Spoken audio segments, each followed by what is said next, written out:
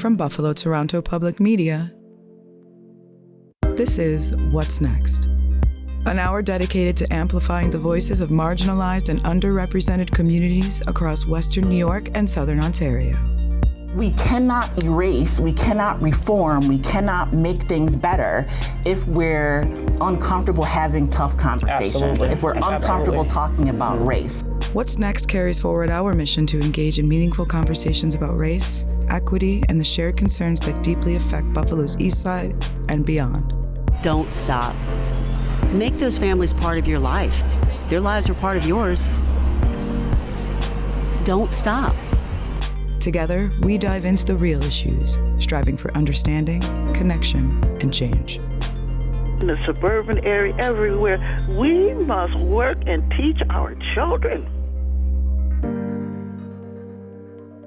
Good morning, and welcome to What's Next? I'm Emyle Watkins, and today we're sharing a conversation I recently had with Dr. Sami Schalk, a disability scholar, professor of gender and women's studies, and author of Black Disability Politics. We discuss her book and the intersections of race and disability. Thank you so much for joining me on WBFO. Thanks for having me. To start, I'd love to have you share a little bit about you, your work, and why you decided to write Black Disability Politics. Yeah, so I'm a professor of gender and women's studies at the University of Wisconsin-Madison. My research focuses on disability, race, predominantly Blackness, and gender in contemporary American literature and culture. I'm a fat, Black, queer, disabled woman. And yeah, I've been in the field of disability studies for a long time. Yeah. And why write this book? Why was it so important in that moment? I know you also made it so people can actually download it as a PDF, so it's accessible to people.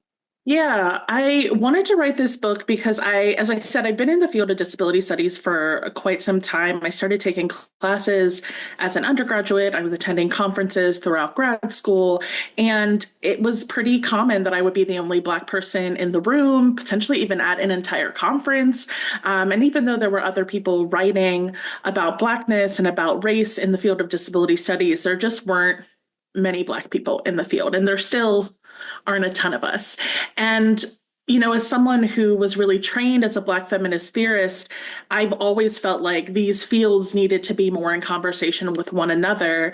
And so this book, Black Disability Politics, really became my attempt to not simply educate people in disability studies about the particularities of the Black disabled experience and Black disability history, but actually really try to bring folks in Black studies, AFAM studies, into the field of disability studies. Because I feel like historically the field has been very white, and then we've had folks trying to figure out how to write about race, as opposed to bringing in experts in race and helping them figure out how to think about and talk about disability. And so I really wanted it to reach that audience. And then, of course, because it focuses so heavily on activists, advocates, organizers, change makers, including interviewing people, I felt like it was really unethical for me to produce something about activism that isn't accessible to activists. If the point of the book is to get more people to think about this, especially folks outside the academy, then I have to make it accessible to people outside the academy. And so I was lucky that I had research funding that was able to be used to pay to make the book open access. So now people can download it, share it, use it in, reading groups, and use it in organizing groups to really think about these issues without having for everyone to have to buy a book. Absolutely. And can I ask, are there certain barriers to Black academics going into the field of disability studies that you've noticed? I mean, I think the whiteness of the field and just feeling isolated is part of it.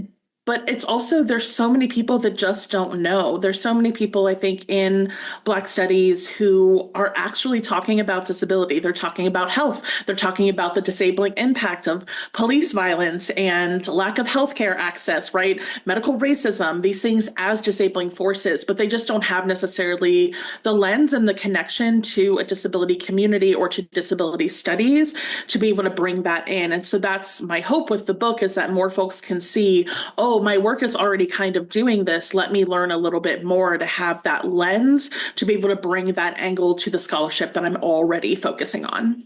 And you say in your introduction that you, quote, define Black disability politics as anti-ableist arguments and actions performed by Black cultural workers, end quote. What are some of these arguments or actions you found and carry with you or think about often? Well, I think one of the arguments is really thinking about the disabling impact of racism. Often in disability studies and in disability communities, there's this sense of, disability pride and not really wanting to focus on the reason someone is disabled, or really saying, disability can happen to anybody and it's just kind of random. But we know that there are populations that are more likely to become disabled because of social circumstances, whether that is race or class.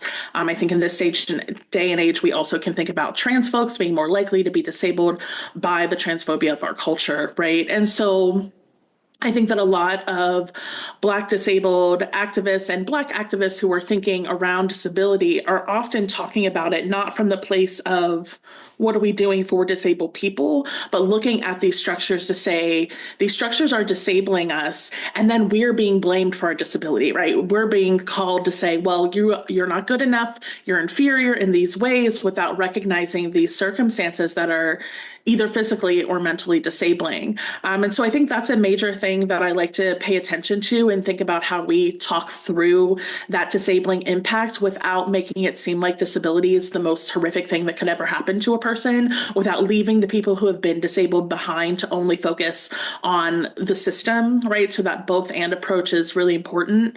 And then in terms of actions, I think really a lot about care work. Think about the care work that has had to happen inside of Black communities when social structures, governmental structures have left us behind.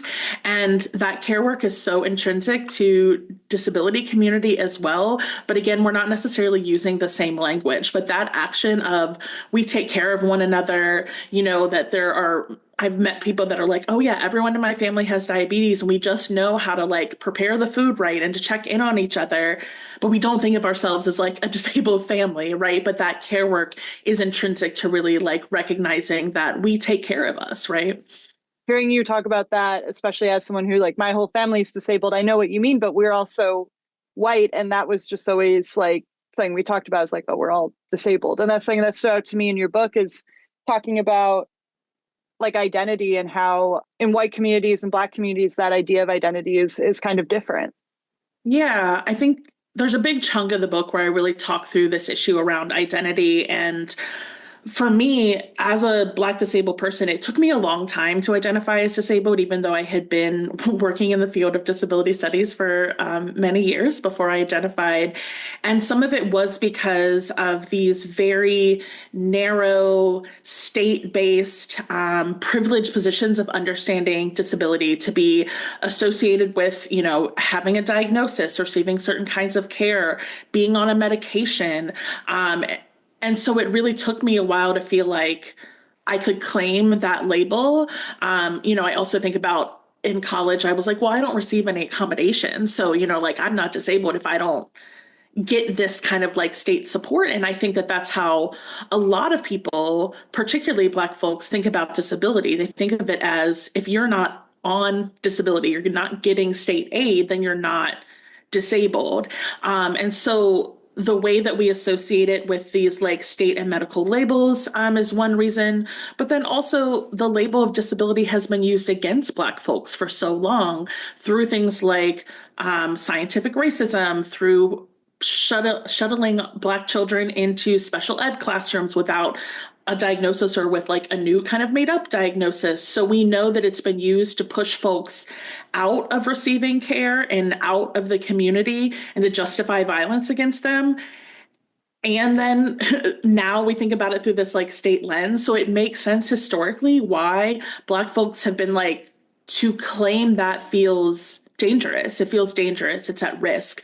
I talk about in the book, one of the activists that I interview talking to some Black parents of disabled children and asking them, how do you talk about your Blackness? And they're like, oh, it's a point of pride. This is your culture. You never have to hide it. You have to change yourself. And then he says, well, how do you talk to them about their disability? And they're like, well, that's private. Nobody needs to know. It's nobody's business. You don't have to tell anybody ever at all. And so he was trying to bring out to them, you're saying then that your Blackness is this cultural, prideful, connecting thing. And a disability is the thing that you should hide and be private of. And they're doing it because they want to protect their kids from ableism. But one of the things that I try to emphasize in the book is that you don't have to identify as disabled to experience ableism. People are going to make assumptions about you. Even if you are a non-disabled Black person, people are still making assumptions about your intellect, about the way that you express your emotions that they associate with disability, and you are being impacted by ableism because of the way that ableism and racism are so deeply intertwined. And so not identifying doesn't actually protect us. And so one of the things that I hope the book can do is help folks start to grapple with that, with their own feelings around identifying as disabled, and understand it as a tool for finding community. And that's ultimately why I ended up identifying more publicly as disabled after doing the interviews for this book, was that I realized that, yeah, it's about finding your people.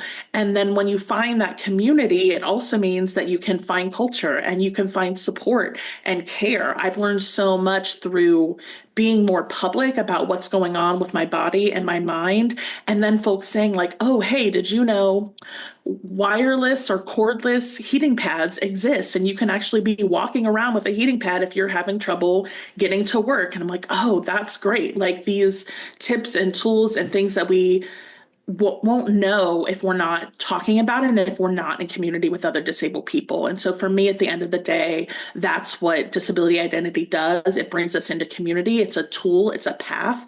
It is not about a certain fixed thing or identity. And it's definitely not about like, now I get to check this box on some form. Speaking of community, your book focuses mainly on two activist movements, the Black Panther Party and the National Black Women's Health Project. How did you decide to focus on those groups? The Black Panther Party was the seed of the book. I read Alondra Nelson's book, Body and Soul, which is about the Black Panthers' health activism. It's an incredible book. Highly recommend the folks read it. And in the book, she cites Irving Zola, who's kind of considered one of the very, very early disability studies scholars. And reading her book made me realize that if I wanted to be looking at or finding examples of Black activism around disability, I needed to be looking much more closely at health activism and really thinking about how the language of disability might not be being used, but we're definitely talking about disabled folks, right? So particularly for me, her analysis of their sickle cell anemia awareness and testing campaigns, it just clicked something in my head. And so it started with the Black Panther Party. And I really thought I was just going to write like one chapter to just kind of give this like historical overview or a historical precedent. And then I learned about the National Black Women's Health Project, and I was already going to, their archives are at Smith College. I was already going to Smith for a talk. So I was like, okay, I'm going to check out their archive as well and just see maybe there's something else. And there was so much in both of these archives between the Huey Newton papers are at Stanford, and then many of the newspapers are digitized now. And I ended up writing 4 chapters on these two groups. And so what originally was supposed to be 1 or 2 short historical chapters setting up the rest of a book became the heart of the book itself. And so with the support of my editor at Duke, we made the shift. And then the book became much more about this history than it was like the history setting up contemporary work. Yeah. And speaking of that contemporary work, you also spent time interviewing Black disabled activists for the book. What impacted you the most from those interviews, or what connections did you see between those historical movements you learned about and the activists you talked to? I think this emphasis on health was really important, and health systems, that we're still really thinking about the way that health systems were leaving Black folks out, making it more difficult for Black folks to not just identify or understand themselves as disabled, but to actually get support, accommodations, and care. So I think that thread was there. the grappling with disability identity and the label of disability was still there. And for me, as I said, these interviews are what helped me decide that I needed to publicly identify as disabled, even though, I had an internal understanding, and definitely among friends, there was a shared understanding, but I wasn't saying that publicly. So those interviews really shifted that for me. And I just became friends with some folks, I really just made connections and found a specifically Black disabled community that I didn't have before that. I was in the disability studies community. I knew plenty of disabled people, but there was something about having these long conversations with Black disabled activists specifically that really shifted my orientation to disability studies, to disability identity and disability community. That kind of brings up a question in my mind. Are there not enough spaces for Black disabled people to just have that social space to have those conversations? Are those just not, I don't know, like promoted, created as often? Yeah, I think so. In part, some of us are really spread out. That's part of it, but because it is hard to get folks to identify as disabled, it can really be a challenge to come together under that umbrella specifically. And so what you might see is like a group of gun violence survivors gathering to talk about their experience. And so many of them are talking about the mentally and physically disabling impacts of that, but they're not necessarily calling themselves a Black disabled group. And so what we see is much more folks gathering around specific identity or disability experiences. So saying like, this is a group of diabetics, right? But not necessarily just disability writ large. So I think that that's part of it. But I will say Vilissa Thompson is one of the folks that I interviewed for the book. And last summer, she did a Black disability conference that centered particularly Black disabled women and femmes. And that was incredible. It was the first time that I had ever experienced, even though it was a virtual space, a space where we were so centered and lifted up and so many people gathering and having conversations. And so her work is incredible. Ramp Your Voice. I really just want to, shout out Vilissa. And I think a lot of people have become familiar with the disability pride movement and have seen disability awareness campaigns. But as you point out in your book, they often center white people and white privilege. I guess as people are creating new spaces, new movements, new initiatives, what do these disability movements need to change or keep in mind in order to center disabled people of color? So I think one, keeping in mind again that folks might not identify as disabled. And so if you're putting out a call about an event or about a gathering, you might want to say, folks with disabilities, but you could name some of what that is. Like if you have a chronic illness, if you have a mental health condition, like you can name those things and provide people a lot of different language that might resonate with them in a way that just disability does not. So I think keeping that in mind. And then I think the other thing is because there are a lot of Black disabled folks who are still new coming into a disability community. One of the things that I've seen in disability spaces that is really troubling is that we love our language. Before we started, you asked me about, person first versus identity first language, right? And there are certain words that we don't use inside of the disability community anymore. And so when somebody comes in who's new and they're using the wrong language, I've seen people get shut down, and particularly people of color get shut down by white disabled people who say, oh, we don't say special. You're not saying it right. And they're not actually listening to what the person is saying or trying to express or the question they're asking. They hear the language that we consider ableist, that we consider wrong, and they shut it all down. And if you're a person who's new to a community and you're coming in and there's a bunch of white people telling you that you're speaking in the wrong way, you're not coming back. You're not coming back. And so if we can think about ways to be more generous and open and understanding that people are at different places in their identity journey and their understanding of disability politics, I think we're much more likely to build a broader, multiracial coalition. And I think that's especially important in this moment of a continued pandemic where more and more folks living with long COVID, that's going to be a lot of folks in poverty. That's going to be a lot of folks of color, right? Because we know that getting early access to treatment is what prevents long COVID, and that it's less likely to happen if you are a person of color, a person in poverty. And so we've got all these people who are newly disabled, and we need to not be yelling at them to use the right language right away, and actually trying to help them figure out, again, come into community first, learn, rather than pushing people out because they're not doing it perfectly immediately.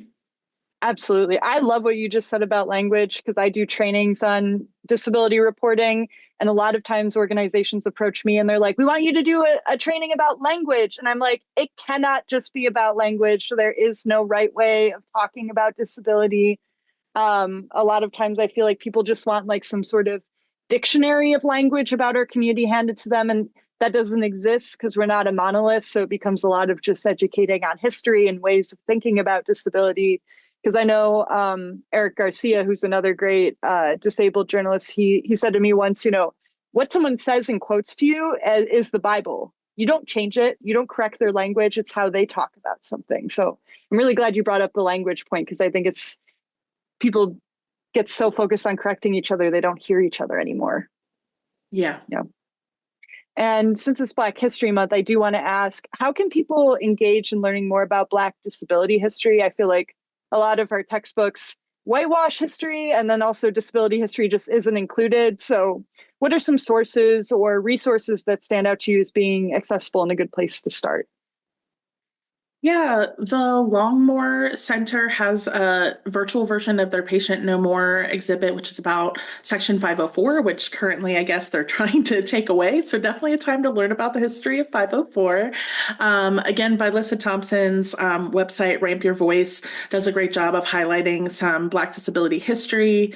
And then in terms of scholarship, I would say the work of Stephen Nadler, Dee Boster, Cherie Pickens, Dennis Tyler, Anna Hinton. These are all folks who are doing really great work highlighting either historically or through literature, culture, Black disability history. And so those are scholarly sources that I would point people towards.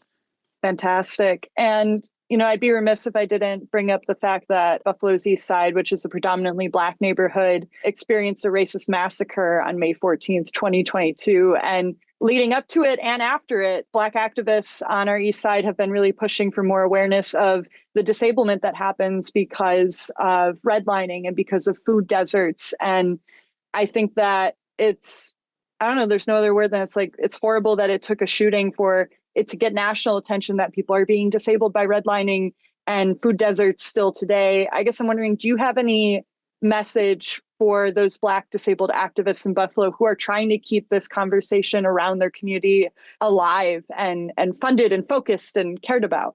I mean, I think the main thing is to just keep going and that it matters.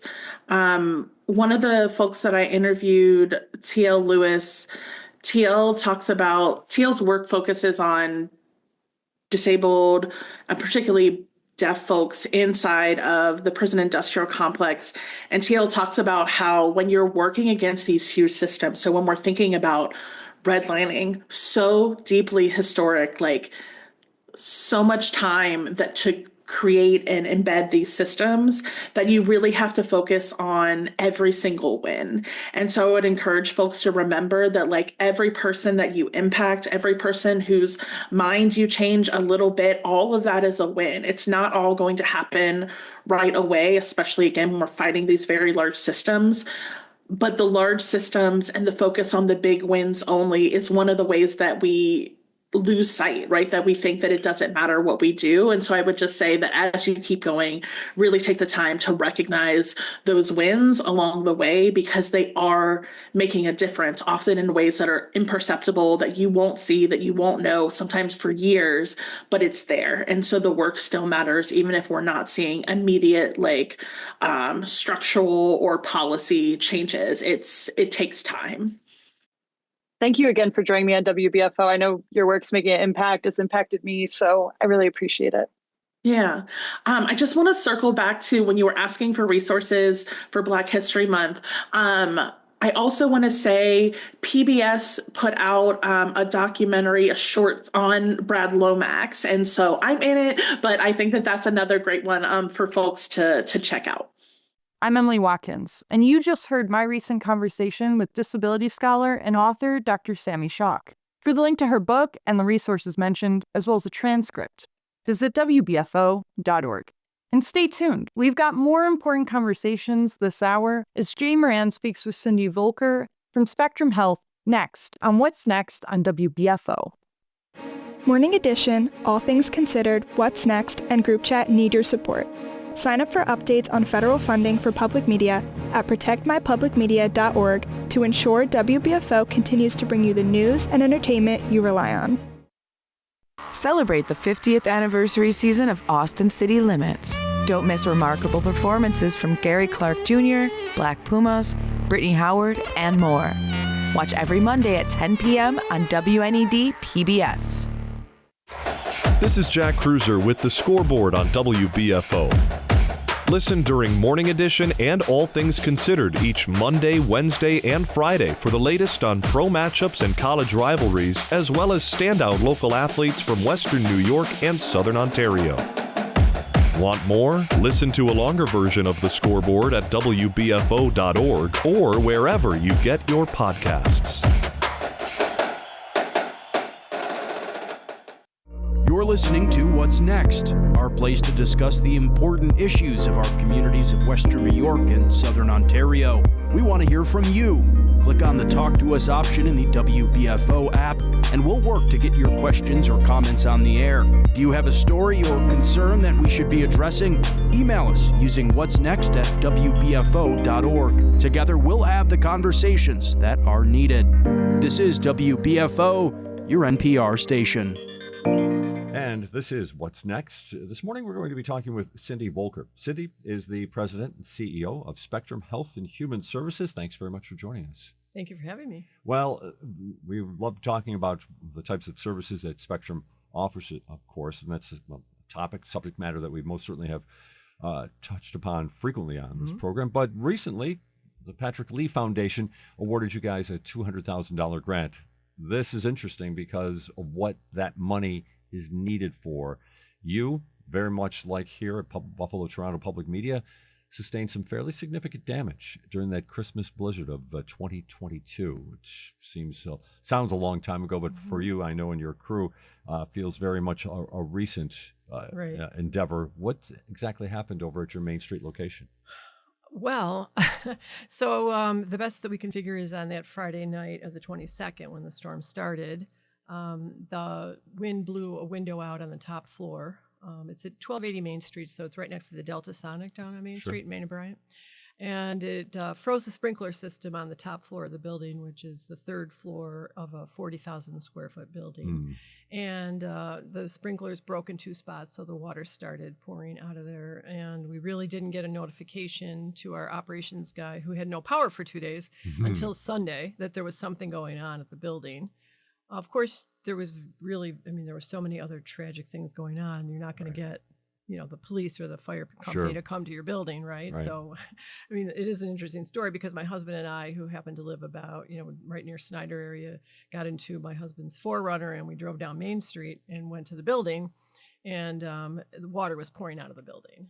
Literally coming out of the building. Literally pouring out of the building, out of the windows. And so, we actually went into the building, into the basement, and followed the directions of our operations guy, got into the maintenance room, and then were able to get what we needed to turn the water wheel of the water into the building off. And it was just pouring down the whole thing. So I knew at that point it was really bad, but in a lot of ways I was like, well, no one's, dead. It's a building. We'll fix it. Right. So we were able to get the water off, which the only fortunate thing is it saved the heating system that we had, which was an antiquated system down in the basement, which it stopped just the level of running that out. So it did not go out. And then we were able to save the server room, which was down there as well for all of our servers. Because we had built that kind of, in a way that was more protected. So that was the beginning of how it all happened. And the road back has been long and continues as we speak here, almost 2+ years afterwards. So what was the damage estimate finally on the building? $15 million to replace everything, because, it had to have all new windows. First of all, it had to be all brought up to code. To get approvals, going forward. It was an old building. It's over 100 years old. It's had been many different things over the years. And we, had put some money into it over time, but, replacing a whole building of windows is, right. difficult for a not-for-profit agency. But, so it needed a lot of those things, and just the entire thing had to be gutted. We had to, just the first year was really just getting it to the point where we could rebuild. So there was obviously an underinsurance, which resulted from a lot of things, costs just going up for everything, and just has gone up continuously as we're working on it, right? And also, just that, the code piece and all those things that we just didn't anticipate you would have to replace everything at one time, right? Yes. So lessons learned. Right. How many people work in that building or worked in that building? Yeah, we had over 125 employees. We had, about 6 different programs that we have that were out of there. So those staff had to be deployed to different places 2 years later now. So. Wow. So let's take a step then before we start talking about the specific services in that building. Let's just talk about Spectrum overall, because it's as we were talking before we were on the air, Spectrum's been around for about 50 years right now. It's a name that we kind of all know about. I'm sure every once in a while you get confused with the local or the national cable company, which I'm sure. That's why we went with Spectrum Health and Human Services. Spectrum Health and Human Services. But what are the services that are provided by Spectrum? Well, Spectrum is a not-for-profit community behavioral health center located across 7 different counties in Western New York.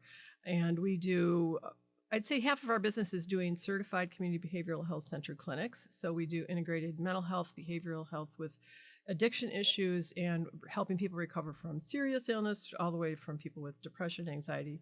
We also work with kids and families. We're in some of the schools. We're in pediatricians' offices, doctors' offices. So we do a lot of just basic mental health and addiction work across those regions. And then we specialize in a lot of community-based programs. So we do ACT teams, assertive community treatment teams that go out into the community and take a doctor, a nurse, and other staff. We do that in Niagara County, Erie County, and Cattaraugus County.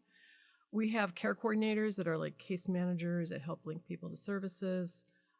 We do reentry for people coming out of prison and out of the forensic system under the Office of Mental Health.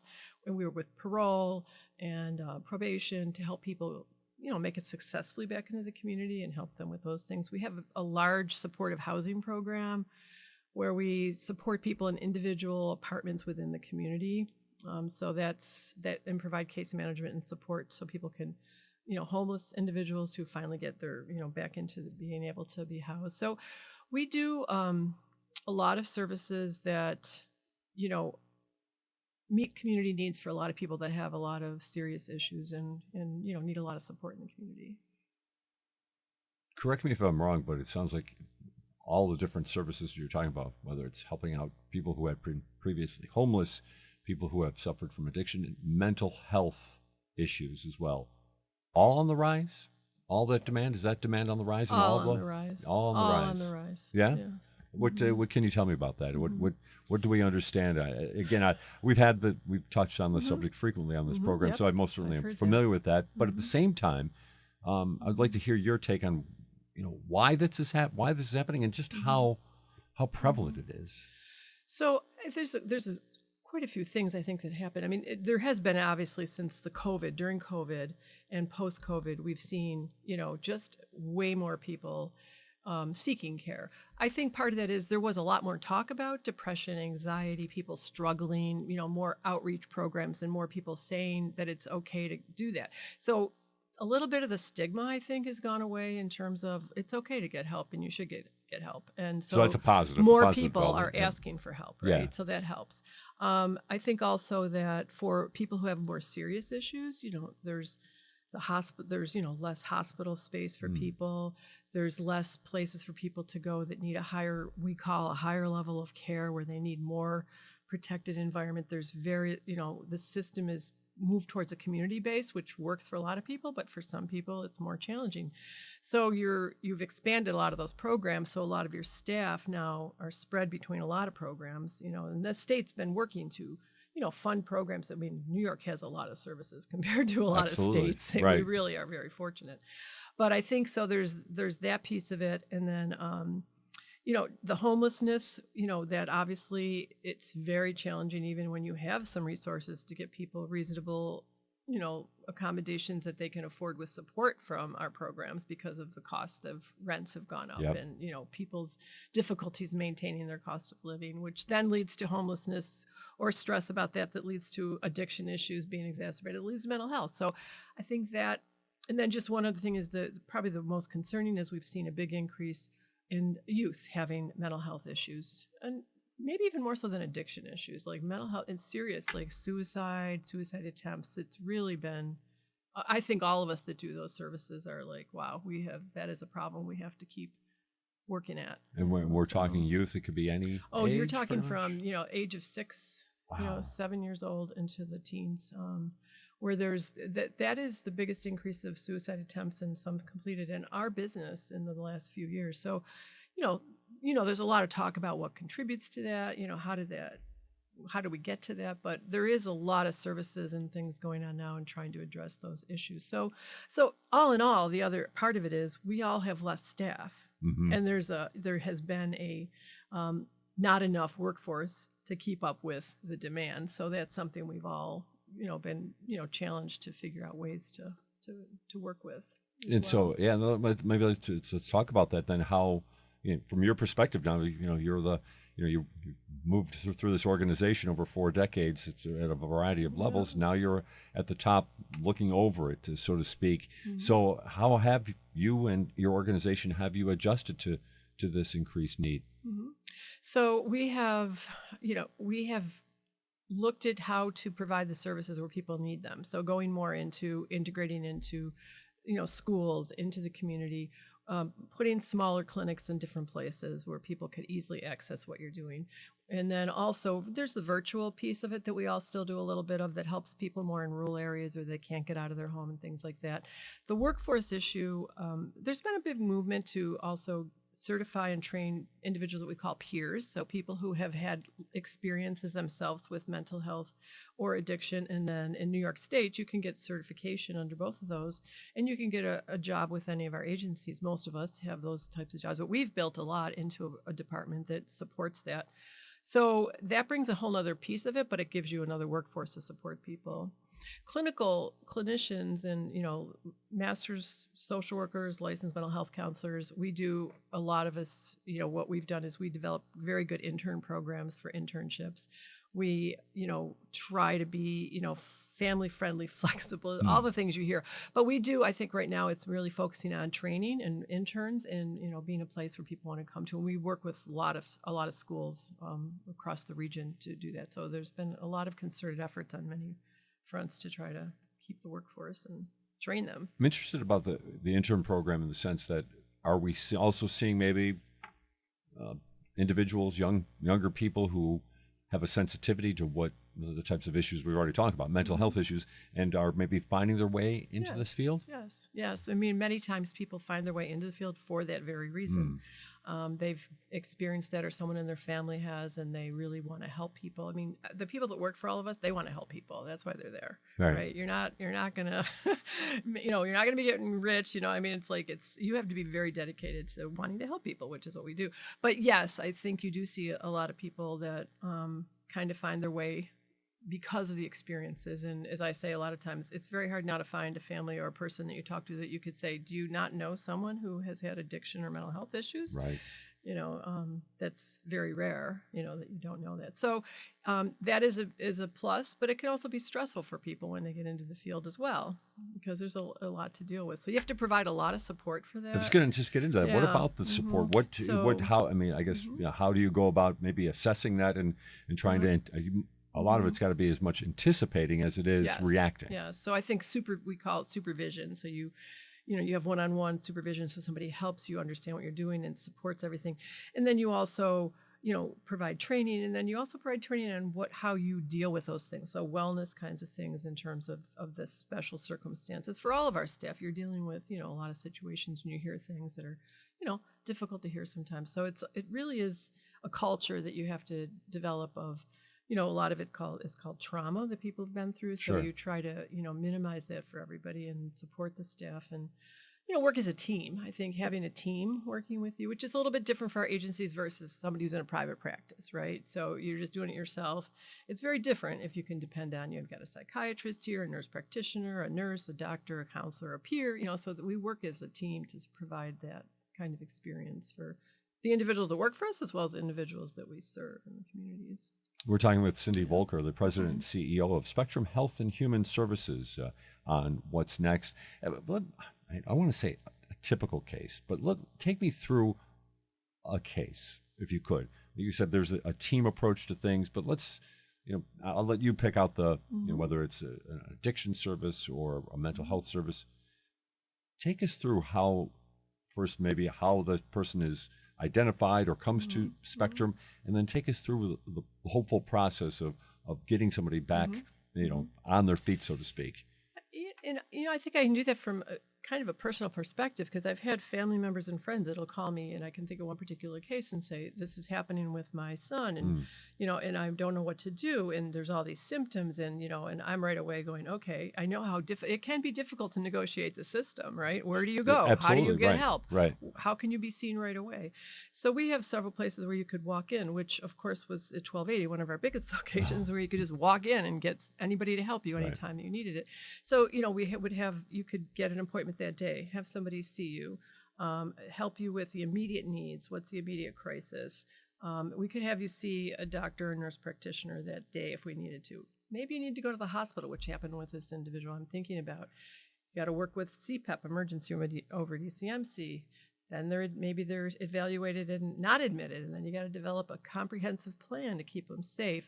Give them our crisis line, make sure they've got some medications if they needed a safe place to go. So maybe you need, the housing to help you with something depending on their circumstance. But I think in this case, for me, I think about, get the immediate help, get kind of a diagnosis of an idea of what's going on. What are the things we need to put in place to make this person safe and to be able to get to a point where we can start more treatment and then, link up with the other services. So I think what you want is that you want immediate help when you need it, because what good does it do you if you have to wait, if you're really in a crisis? And then you want somebody assessing really what your needs are and then implementing that plan with you and your family or whoever is close to you that can help you. So it's it takes a lot. It takes a lot to do that. And really. Usually more than one staff member is. Yes, like we said, a team approach. And then, of course, a lot of people are challenged with maybe the individual doesn't really want the help, or maybe they're not sure they need the help, or they don't trust you. So, you have to keep working at that and trying to, we always say, meet the person where they're at and just kind of figure out what's going to work with that. Maybe address that just while we have you here, since this is something that's obviously very much part of who you are in dealing with this. But, all right, you brought it up. There's a situation in a family or a friend who is showing to whoever the observer is that there is a problem, mental health problem, maybe an addiction problem. Talk us through how maybe somebody can advocate and help bring somebody to that awareness and how it might be the best way to lead that.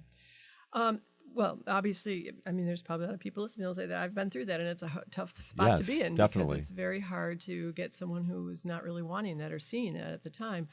I think what we've had the most luck with is, if you can get someone to actually come and see you. If you can't, maybe we can go see you, and maybe we can see you where you're at, and then you can kind of engage the person in more of a dialogue and a discussion, not necessarily a very medical model, ask me a million questions, figure it out. So we try to, if it really is more of that, it's more like somebody meeting you and coming to talk to you and your family and trying to engage you and, this is what we could do with you. We could help you, So I think. So it's not a step. If you take that step, you as a family member, it's not a commitment of any kind. It's more, let's just see what the possibilities are. Let's maybe kind of come up with a diagnosis. Yeah. Right. And then I think, we've also got, like I said, individuals who are family advocate peers and peers who actually sometimes talking to those individuals about, I've been through this, I know how you're feeling, I can help with that.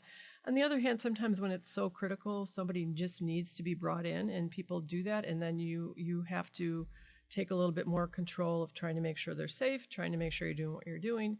using your resources if you have to get them to a hospital. I mean, so there's a whole range of what you do depending on how serious the situation is. And we brought you in to talk about what happened at 1280 Main. If you're just joining us, we're talking with Cindy Voelker from Spectrum Health and Human Services. Back in the legendary, infamous blizzard of 2022, their building, very much similar to our building here at Buffalo Toronto Public Media, underwent a flood of epic proportions. In your case, though, it basically ruined most of the building, if not the entire building. Here we were fortunate it was kind of sectored to the west side of this particular structure. But all that being stated, one of the things you mentioned is the counseling. One of your key walk-in locations was at 1280 Main. Right. How did you adjust to that? Well, unfortunately, we had just, before that, even right in COVID, we had just opened the first urgent care center for behavioral health under our certified community behavioral health center, and had a grand opening. We have pictures and we were all wearing masks, but it was a great thing because people could just come anytime and get the care when they couldn't go to CPAP, or it was, instead of doing that.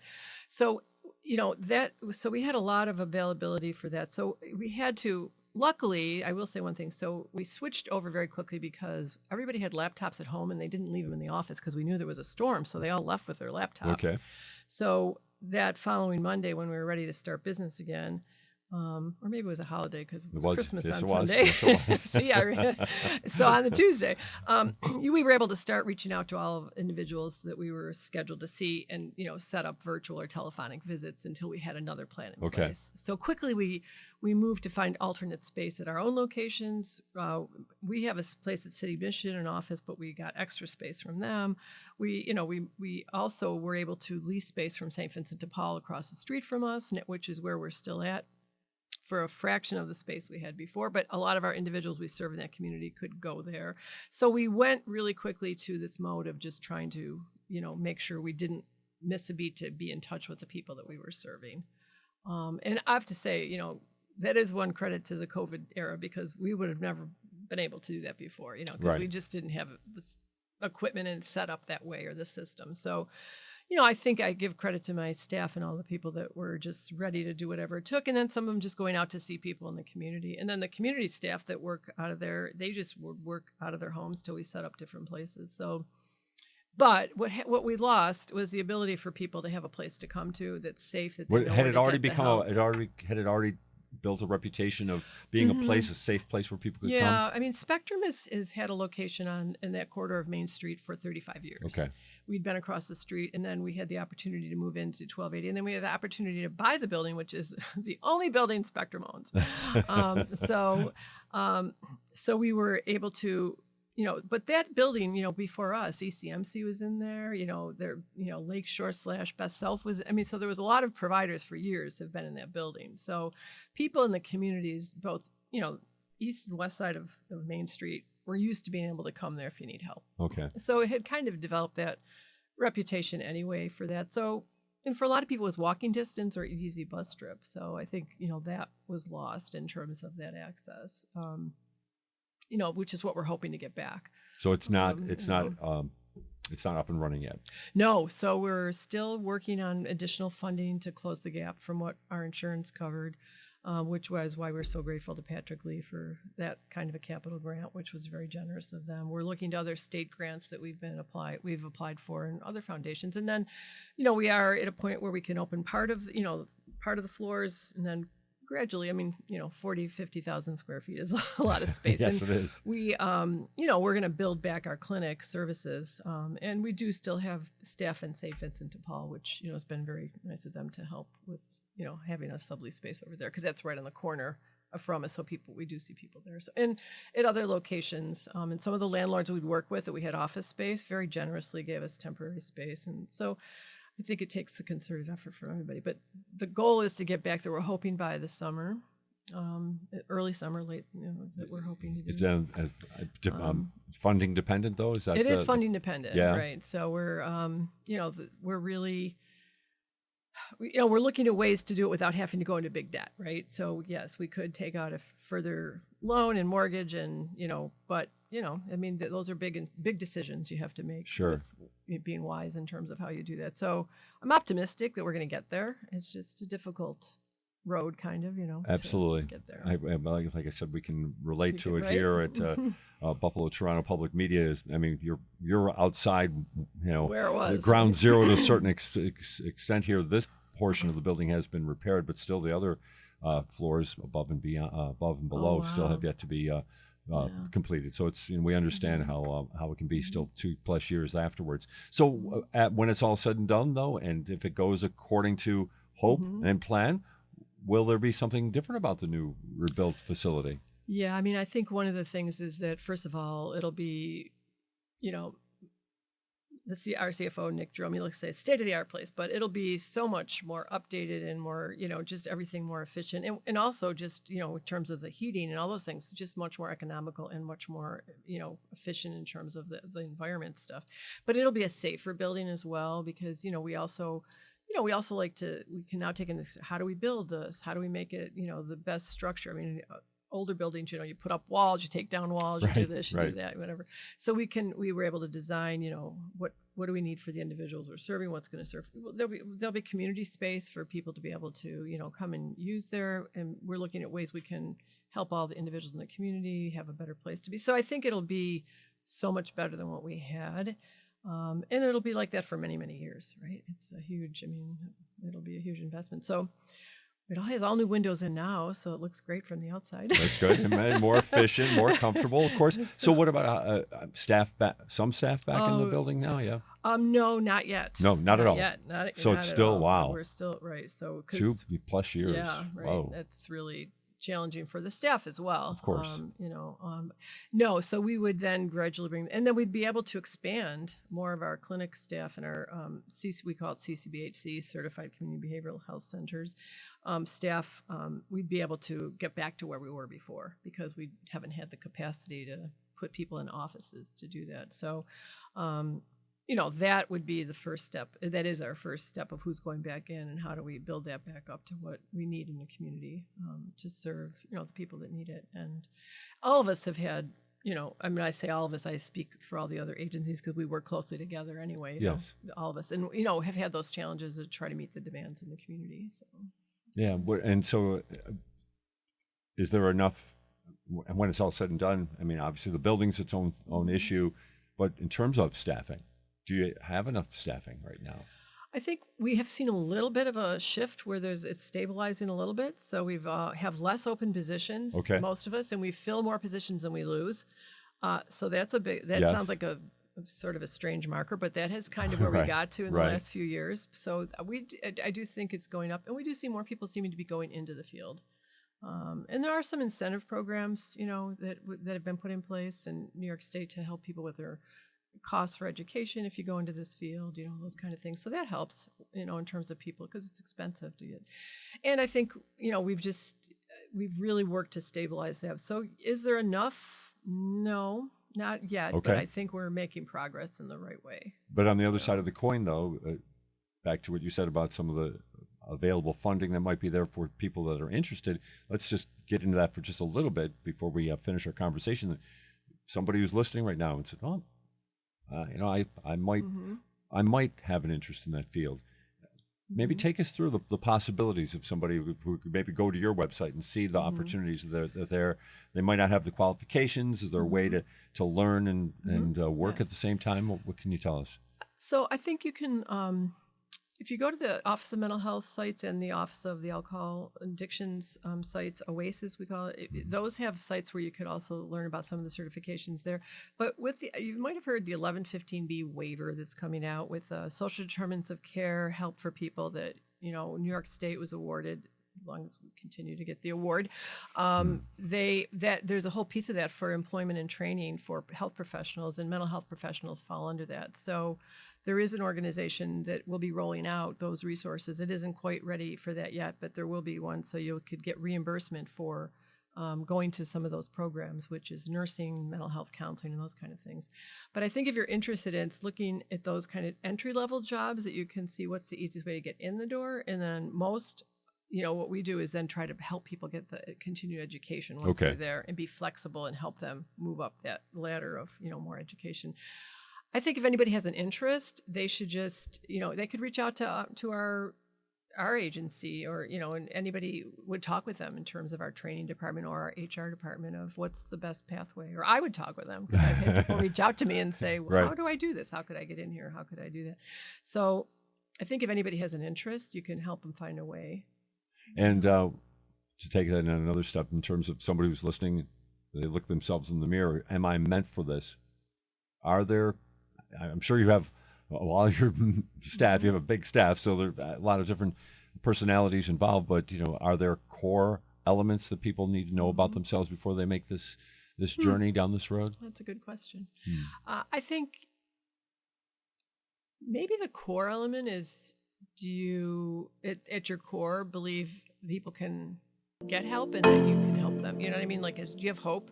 And do you also have compassion for other people? And do you have compassion for yourself? So if you can kind of see yourself, how you've dealt with yourself and your own family, and you can see that translating to helping people, and you think you can, tolerate a lot of challenging things, then I think you're meant for that job.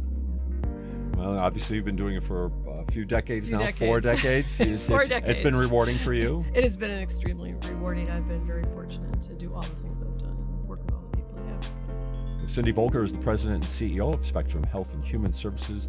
Cindy, thanks for joining us on What's Next. Thank you so much for having me.